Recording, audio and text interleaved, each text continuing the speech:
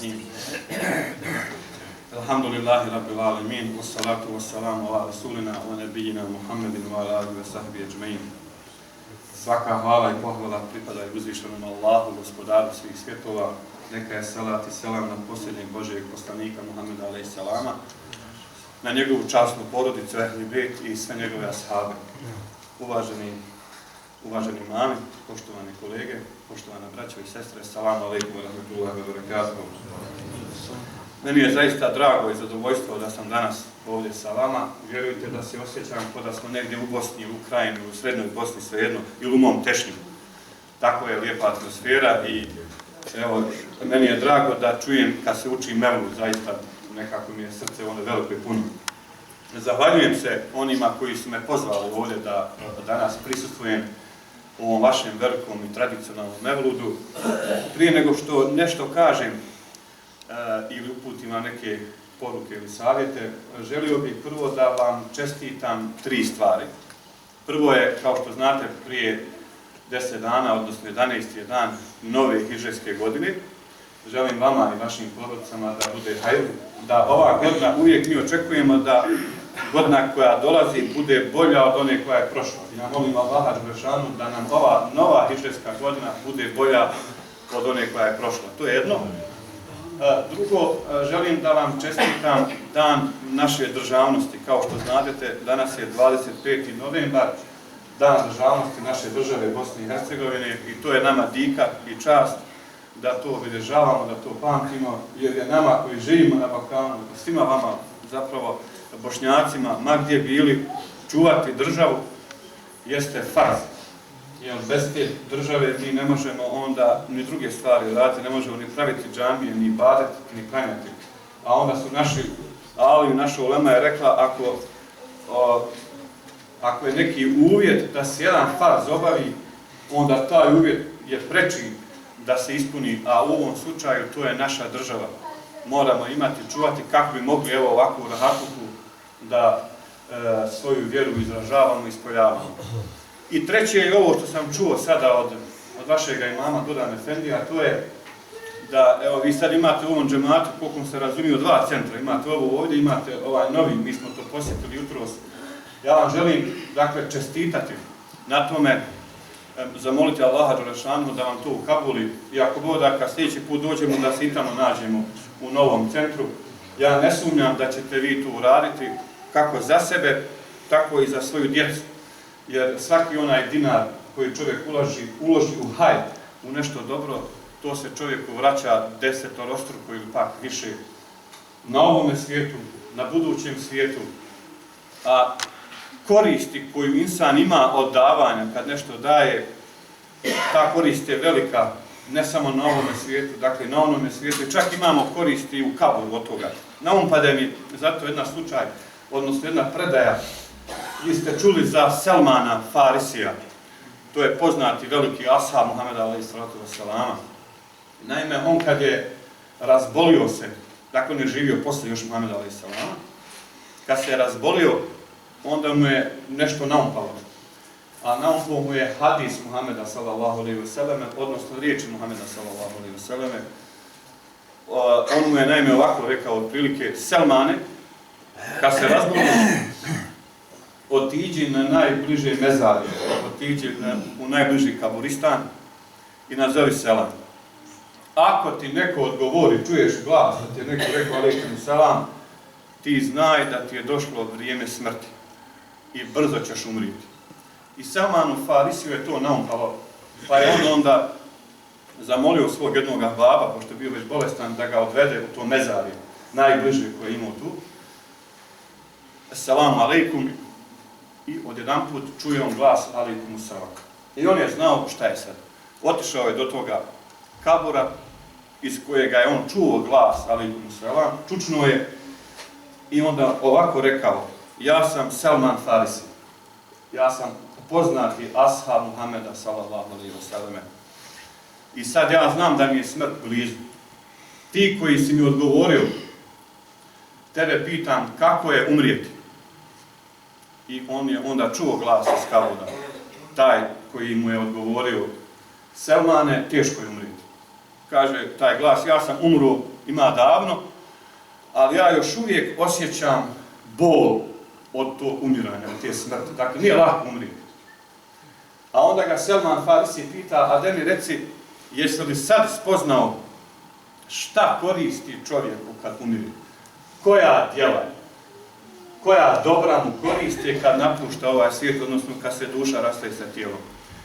Ovaj glas odgovara, Selmane, sad znam šta koristi čovjeku. Šta mu, dakle, olakšava smrtnu agoniju, odnosno smrtne muke. Kaže, zapamti prvu stvar. Prvo je klanjati sabah namaz u njegovo pravo vrijeme. Onaj ko klanja namaz, sabah namaz u pravo vrijeme ima olakšane smrtne muke. Ta će tu korist vidjeti. To je jedno. Drugo, post u dugim ljetnim danima. To je nešto što čovjek olakšava smrtne muke. Evo, mi smo imali ovaj Ramazan, vi ovdje, mi dolje, svi imali smo u ljetu. Dakle, veoma dugi dani i to nas očekuje još nekoliko godina, ali vidite koja nagrada između ostalog pored svih blagodati bereketa koji post ima, evo imate i ovo, da nam olakšava umiranje smrtno. I treća stvar koju mi je rekao ovaj glas, koga je čuo Selman Farisi, jeste dijeljenje sadake. I to na taj način da kad nešto daješ, kad dijeliš, da ne povrijediš onoga kome daješ ili kome udjeljuješ. Ako je to siroma ili ako je neka donacija ili nešto, da ne prigovoriš za to. Da to daješ zaista iskreno u ime Allaha dželešanu. I to je nešto što olakšava. I zaista mi se u životima inače trebamo učiti na to da ne mora to niko znati. Da svakog petka ili uči petka da podijelimo sadaku, da damo neku donaciju negdje koliko možemo. To nas niko djelova ne mora pitati ni koliko ni šta, ali da mi znamo. U našoj historiji bilo je velikana koji su davali, niko to nije znao. I vidite, sjećate se, imamo mi Gazi Usre Bega u Sarajevu. On je imao, ja sam čitao neke knjige iz historije i vidio sam da je imao puno nekih zavidljivaca, smutljivaca. Oni koji su ga ometali, zavidjeli mu, ili opanjkavali ga, ima ona jedna sevdalin kako o tome govori. A vidite, gdje su ti ljudi? Nema. Sjeme im je otišlo, zatrlo se. A pogledajte koliko mi, a pogotovo koji smo završili Gazi Usre Bega u medresu, koliko i dan danas to njegovo ime stoji i stajat će sve do sudnjega dana one hajrate koje učinimo. I svaki hajrat, svaki hajr koji mi učinimo, zaista to ćemo naći. A pogotovo vi koji živite ovdje, jedan od načina čuvanja islama jeste imati svoje prostorije.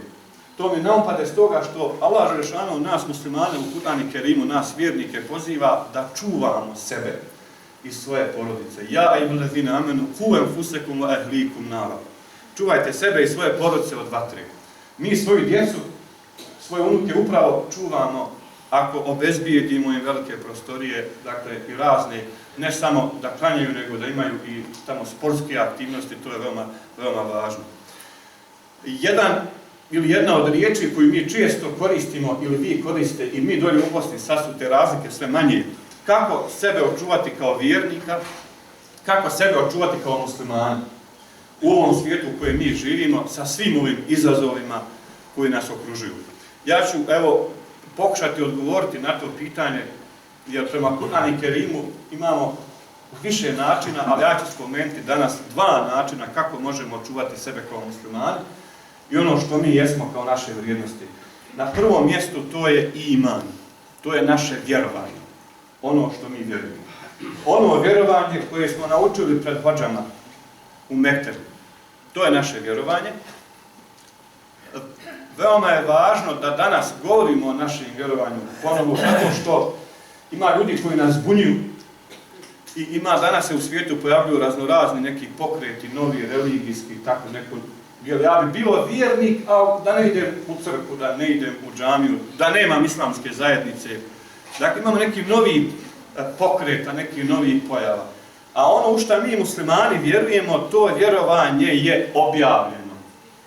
Ne može se biti vjernik onako napamet. Istinska vjera, da bi bila vjera, ona mora doći sa njima. Dakle, mora Allah Đelešanu objaviti kao što je nama objavio, evo, Kur'an i Kerim koji mi imamo. I to je vjera. To je vjerovanje. Sjećate se događaja iz života Muhameda sallallahu alejhi ve sellem, njemu dolazi Džibril, melek koji je prerušen u čovjeka jednoga i pita ga šta ima, šta je islam, šta je ihsan. I on to odgovara, ovaj potvrđuje i onda kada je taj čovjek otišao, Muhammed sallallahu alejhi ve sellem pita ashabe, znate li ko je ovo bio? Oni odgovaraju, ne znamo. Haza Džibrilu dža'e li yu'allimen nase dinehum. Ovo je melek Džibril bio, došao je da vas pouči vašoj vjeri. To je naša vjera. Ono što mi znamo, amen tu billahi wa malaikatihi wa kutubihi i tako dalje, to je naše vjerovanje i svaki dan ga trebamo potvrđivati. I to, ono u što mi vjerujemo, to treba prenositi našoj djeci i novim generacijama, jer je to vjerovanje koje nam je Allah Đelešanu objavio. Evo, samo da ukratko ponovimo nešto.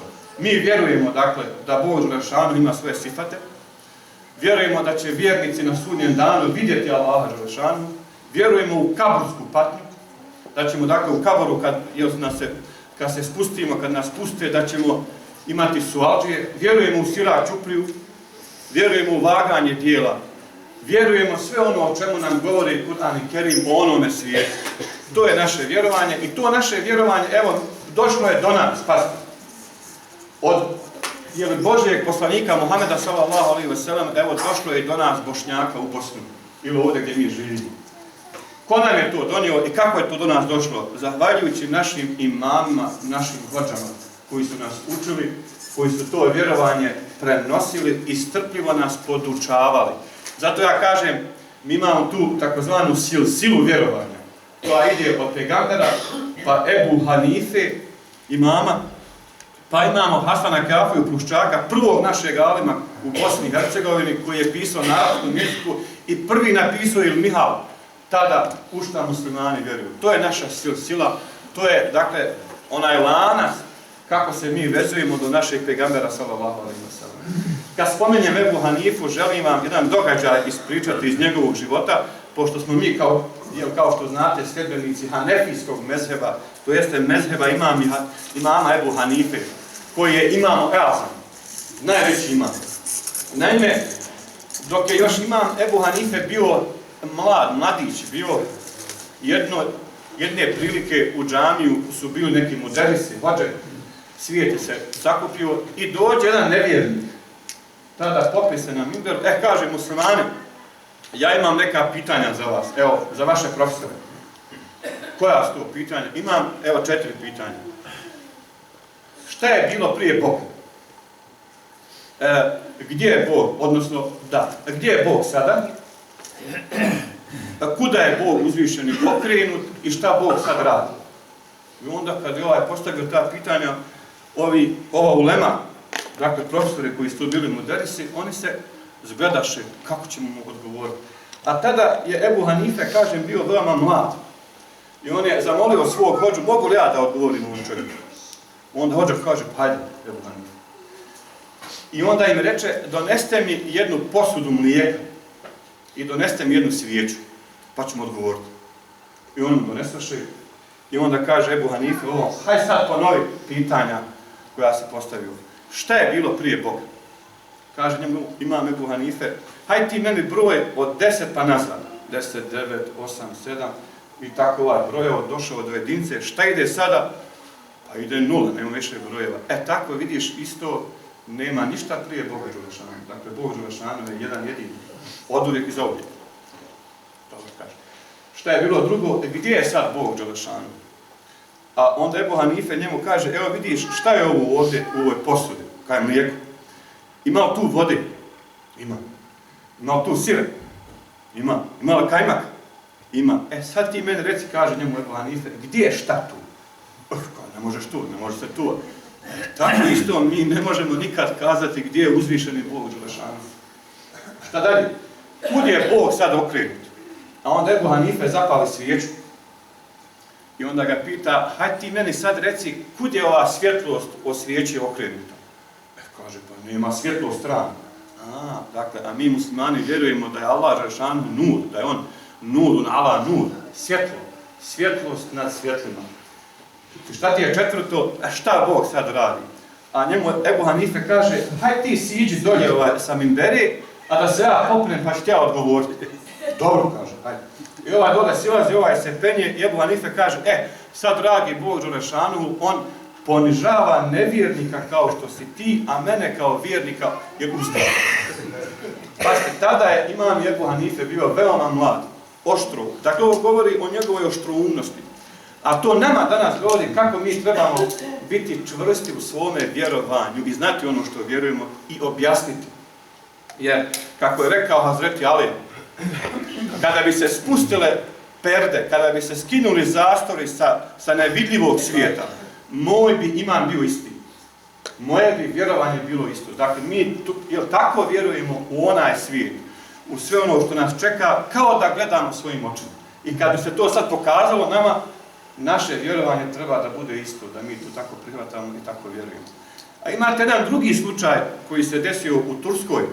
Naime, kod jednog hodže, našeg poznatog učenjaka, došao isto neki nevjernik da ga provocira. A taj hodža je učio djecu u Mektebu. I ovaj ušao, ko si ti, ka ja sam nemusliman, imam za tebe 3 pitanja, da mi odgovoriš kako vi muslimane to vjerujete. Kaže, bujru, hajde mi reci kako vi vjerujete ono što ne vidite. Ne vidite Boga, ne vidite meleke, ne vidite tamo ono što je. Dobro, kaže, imaš još pitanje? Imam. Kako vi vjerujete da u sudnji dan, da će doći sudnji dan, pa da će tamo se sve onda znati kome šta pripada, šta je ko kome uradio, ko je koga uvrijedio, šta je kome nažao učinio. Kaže, ja ne mogu da shvatim da će tamo nekad na sudnjem danu se to poravnati sve. Imaš još pitanja? Imam. Reci mi kako vi muslimani vjerujete da na sudnjem danu ima džehennem, ima vatra. Kako će onda, vi vjerujete da postoje džin? Kako će onda vatra da kažnjava vatru? Pošto vi vjerujete da su džini stvoreni od vatre. I onda ovaj naš hodža, pošto je učio djecu, kažem, u Mektebu, vjerovatno tejemum nešto je radio, imao je cigu jednu. I onda on tu cigu uzme i ovoga uglavu čovjek. I ovaj čovjek se dole strova. I onda sutradan zove kadija hodžu. Kaže, efendija, ti si naš poznat, učen, sve priznat, ali evo, tebe je čovjek tužio ovaj. Šta? Pa nije problem, dolazim ja. Dođeš onem pred kadiju, tako kadija sad iznese, ovaj došao sebi. Nevjernik što je postavio pitanje. I sad ovaj pita kadija hodžu, eto, dragi hodža, šta ti uradi? Ovaj čovjek došao, udario si ga u glavu i on se onesvijestio. Ma kažem, ja sam njemu odgovorio. Šta sam odgovorio? Pa ja sam njemu odgovorio na pitanja koja mi je postavio. A šta ti je postavio? Prvo postavio mi je kako mi muslimani vjerujemo u ono što ne vidimo, pa sam ja njemu uzeo ciglu i onda ga udario. On je tebi došao i on kaže da ga boli. A ja to ne vidim, ne osjećam bol. A gdje je bol? Hajde da vidim taj bol. Eto, on nama osporava da mi vjerujemo u što ne vidimo, a i on ne vjeruje u ono što ne vidim. On govori da ga boli, ali ja ne vjerujem njemu. Dobro kaže, to je prvo, a šta je drugo? Pa on je rekao da mi ne treba vjerovati da će se na sudnjem danu stvari poravnati, izjednačiti. I ja sam ga udario i on je odmah mene tužio, vidiš. Dakle, i na ovom svijetu ljudi hoće da budu poravnati, da bude izravnato, da niko nikom ne ostane dužan, jer kao što znate, a kamoli kada dođemo na konačnu istinu na sudnji dan, kada ćemo onda, Allah Đelešanu će nas okupiti pa nam presuditi svima. I šta je treće? Pa eto, treće je bilo za džine, kako će biti kažnjeni. Ja sam njega udario ciglom, cigla se pravi od prašine, mi smo stvoreni od prašine i on kaže boli ga. Dakle, može se kažnjavati od istog materijala, isti materijal. A onda je ovaj kadija, dobro, onda je pustio Božu. Dakle, pogledajte ti naših velikana, ima ovih primjera koliko hoćete u prošlosti, koji su stajali čvrsto na braniku onoga u šta mi vjerujemo. I to naše vjerovanje, mi danas kažemo, to je ehli sunnet vel džemat. Pazite, mi smo sljedbenici sunneta Muhameda sallallahu alejhi ve sellem i džemata. Dakle, džemat je nešto što nas čuva i štiti. I to je veoma važno. Dakle, džemat, i mi Bošnjaci nismo nikakva sekta. Nismo mi Kadijanije, Ahmedije, Behaje, neke nešto druge, neke sekte. Mi smo na izvoru islama. Imamo Kur'an i Kerim Imamo sunet pejgambera sallallahu alejhi ve sellem. Dakle, mi nismo nikakva sekta i posebno bih istakao, evo, samo dvije odlike našeg vjerovanja. Naše vjerovanje je umjereno vjerovanje. A šta to znači? To znači da mi poštujemo Kur'an i Kerim objavu, što nam je došlo od pejgambera sallallahu alejhi ve selleme, i koristimo svoju pamet, svoj razum.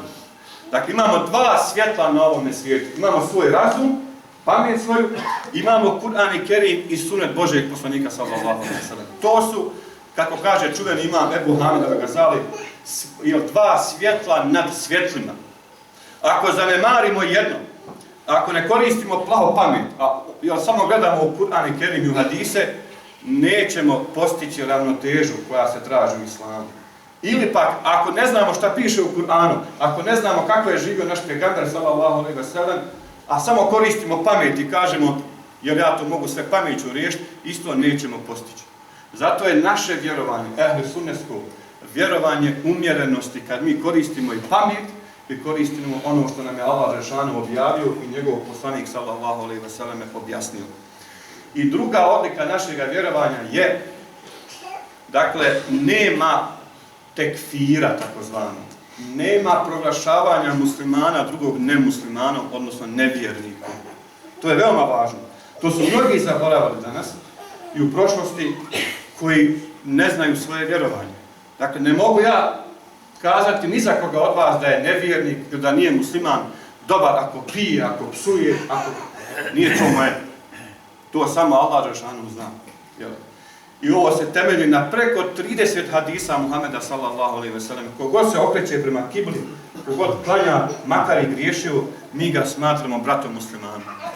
I mi treba da okupljamo. Ovi džemati ovdje, i ovaj džemat, i svi ostali džemati jesu nešto što okuplja ljudi. Dakle, jer tu nema sad zabrane nikome da dođe ovdje, da ibadeti, da dođe tobe, da klanja, da se osjeća sa svojim braćom muslimanima. To je prvo što sam htio da vam spomenem. Dakle, čuvajte svoje vjerovanje i obnavljajte ga svaki dan i prenosite svojoj djeci. To je naša velika brana, jer je vjerovanje stvar srca. I ma gdje bili živjeli, dakle, ovdje u Njemačkoj, u Americi, u Bosni, to nam niko ne može oduzeti. Ma kakav bio sistem, represija, sila, ne znam, to niko ne može. Amen tu bila, malaikati, kutubi i tako dalje. To je u nama. I druga stvar koja nam pomaže da očuvamo sebe, kako kaže Kur'an i Kerim i svoje porodice, jeste ono što je naša stara ulema u Bosni zvala takvalog. A mi danas kažemo takva, dakle to je ova isto riječ iz Kur'ana i Kerima, takva, koju mi prevodimo, i to je ispravno, bogobojaznost. Jer ta bogobojaznost sada proističe iz našeg vjerovanja, iz našeg imana. Koliko se bojimo Allaha dželešanu, toliko ćemo se mi čuvati od grijeha. I postoje, evo, najmanje dva stepena bogobojaznosti. Prvo je ono što se kaže u Kur'anu i Kerimu, fettekullahe mestata'tum. Bojte se Allaha koliko možete. I komentatori Kur'ana, mufesiri, ovo su protumačili, boj se Allaha svojim tjelesnim organima koliko možeš. Svojim jezikom, svojim pogledom, svojim rukama, svojim nogama, svojim ušima. Jer će sve to zapravo odgovarati. Imate u Kur'anu i Kerimu nekoliko ajeta koji govore o tome. Imate u suri Jasin, الْيَوْمَ نَحْتِمُ عَلَى أَفْوَاهِهِمْ وَتُكَلِّمُنَا أَيْدِيهِمْ وَتَشْهَدُ أَرْجُلُهُمْ بِمَا كَانُوا يَكْسِبُونَ ili inne sam'a wal basara wal fu'ade kullu ulaika kana anhu mas'ula.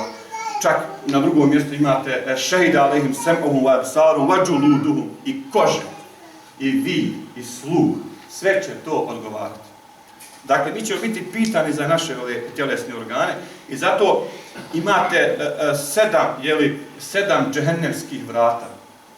A mi ljudi griješimo sa 7 naših tjelesnih organa. I to su velike blagodati. Evo vidite, ruke, noge, uši, oči. I sad pogledajte kad čovjek njima griješi, koliki je to grijeh prema Allahu dželešanu, koji je to nama dao.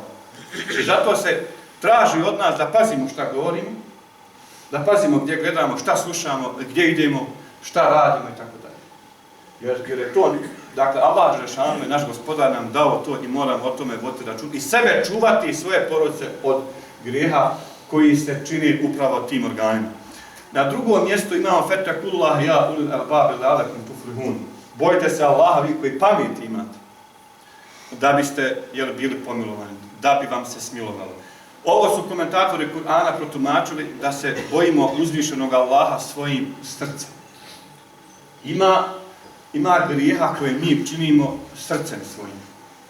Kao što imate ovo fizičko srce, kad nas zaboli, kad imamo pritisak ili nešto drugo, neke tegobe srčane, mi tražimo hećima da vidimo šta je, o čemu se tu radi. Strah nas, da nećemo dobiti udar ili nešto tako. Tako isto imamo sada tu duhovno srce ili onaj dio našeg srca putem kojega mi zapravo griješimo. Kad kažemo zavidnost, kad kažemo samoljublje, kad kažemo nepoštenje, laganje, ogovaranje, sve je to zapravo grijeh srca. I onda nas je Božji poslanik sallallahu alejhi ve sellem u jednom hadisu upozorio Selafun muhlikat. Postoje 3 stvari, 3 grijeha koja uništavaju čovjeka, odnosno koja sada su osnova da se dalje ide u grijehe. I onda kazao šuhun muta'u wa hawan muttabi'un wa i'jabul mar'i bi nafsihi. Prvo je, kako bi ovo preveli, škrtost iz koristoljublja.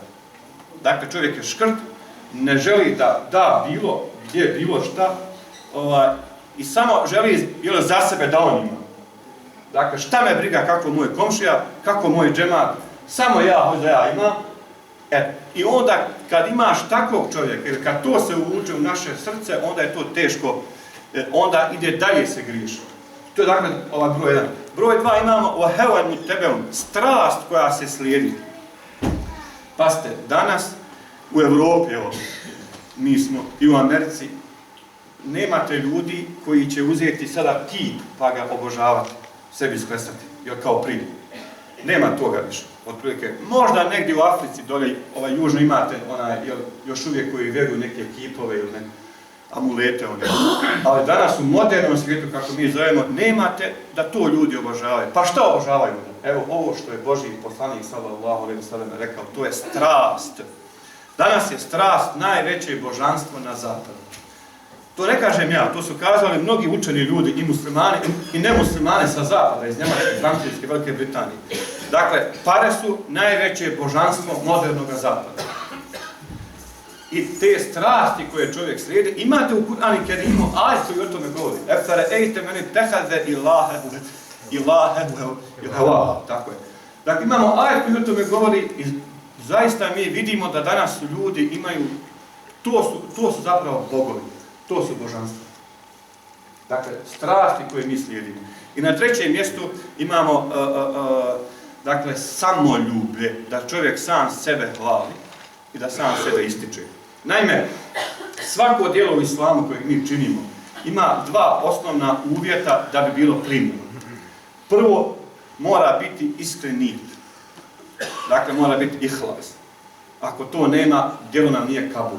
I to ide prije djela, kad nešto radimo, kad klanjamo, kad dajemo sadaku, dajemo zekat, kad učimo Kur'an, dakle imamo nijet. I nakon djela ima nešto što ne smijemo uraditi da ne bi to djelo pokvarilo. A to je da mi ne kažem, kako sam ja sad dobar musliman, ja sam to uradio, ošao sam na 2-3 puta i ti sebe vidiš u džennetu. Dakle, jest, upravo to, zadivljen sam sobom. A to je zapravo taktika samoga šejtana koji čovjeka nagovara, da mu predstavi da je on velik. Naime, šejtan koji ima svoje vesvese, kako ga Kur'an Kerim zove Hannas, ili vesvas koji nam unosi vesvese, ima otprilike, alimi su kazali, neka 4 postupka ili 4 koraka do ljudskoga srca. Kako? Prvo što šejtan čovjeku šapuće, ili što se čovjeku pojavljuje u mislima, jeste da uopće nema Boga. Da nema onoga svijeta, da nema polaganja računa. I to on prvo govori ljudima i to šapuće. I to nama u mislima kola. Nema Boga, ne vidimo ga, nema sudnjeg dana, nema polaganja računa.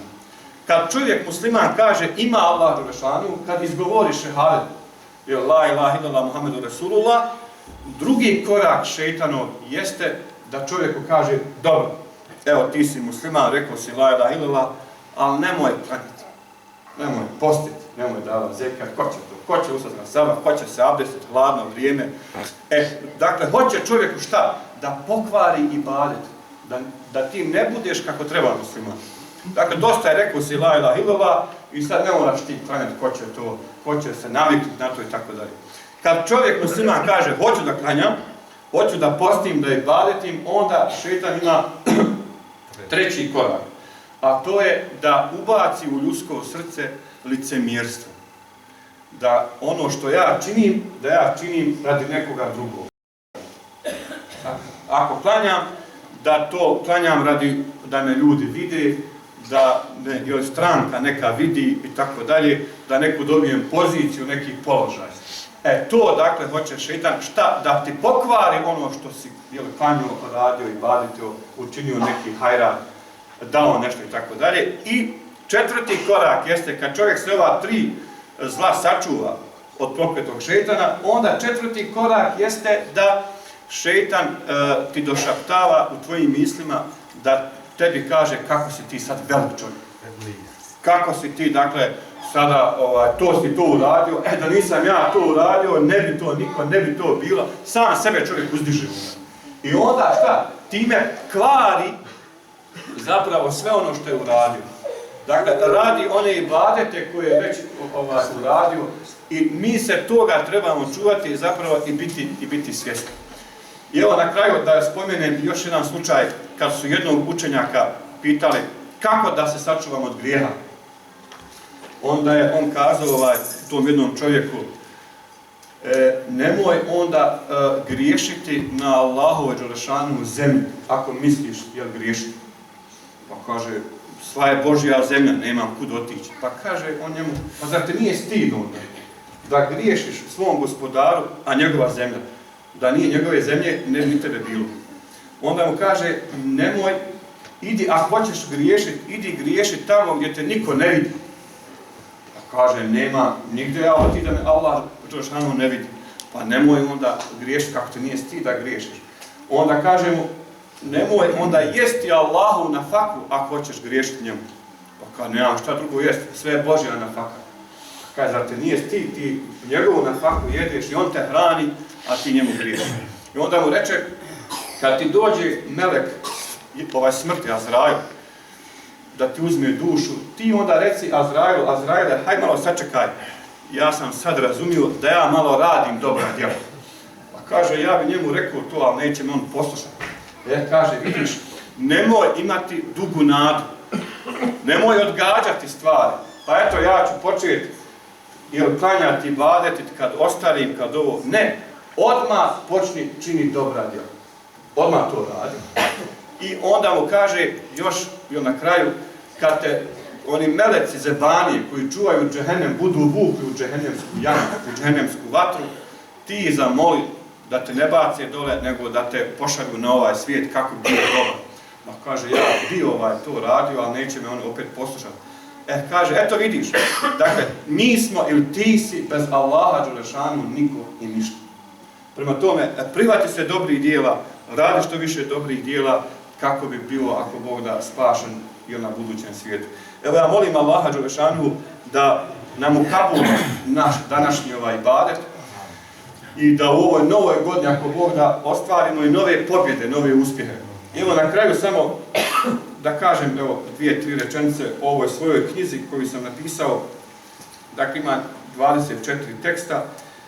Evo, samo ukratko da vam kažem o čemu se govori. Ja sam ovdje pokušao jednim jednostavnim jezikom, razumljivim jezikom svim muslimanima ili ljudima koji čitaju, da im to bude jasno.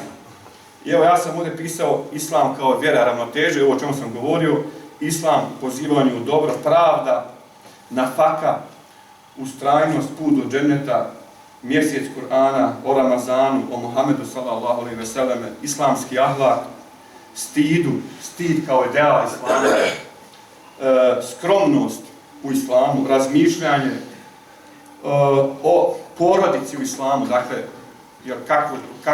kakve odnose treba da gradimo u porodici. Babo i dedo u Kur'anu ima to jedan naslov, dakle, jer vi koji ste i babe i koji ste dede, vidjet ćete šta se govori u Kur'anu našem časnom o babi i djedu i dedi. rodbina u islamu i naše obaveze, džemat, emanet. Imate ovdje posljednji tekst, govori o vjeri i domovi. Dakle, kako u islamu, koji je odnos prema domovini ili prema naciji. Da li islam to briše, da li to Kur'an i Kerim priznaje, to možete ovdje naći. I evo, molim Allaha Đelešanu da nas uputi na pravi put i da nam bude od pomoći. Amin. Hvala doktoru Almiru na ovom zaista izuzetno poučnom vazu na svijet, da Allah Đelešanu nagradi za njegove fine riječi. Molim Allaha Đelešanu da se koristimo ovim, da ostane to inša Allah, da bude trajno u nama.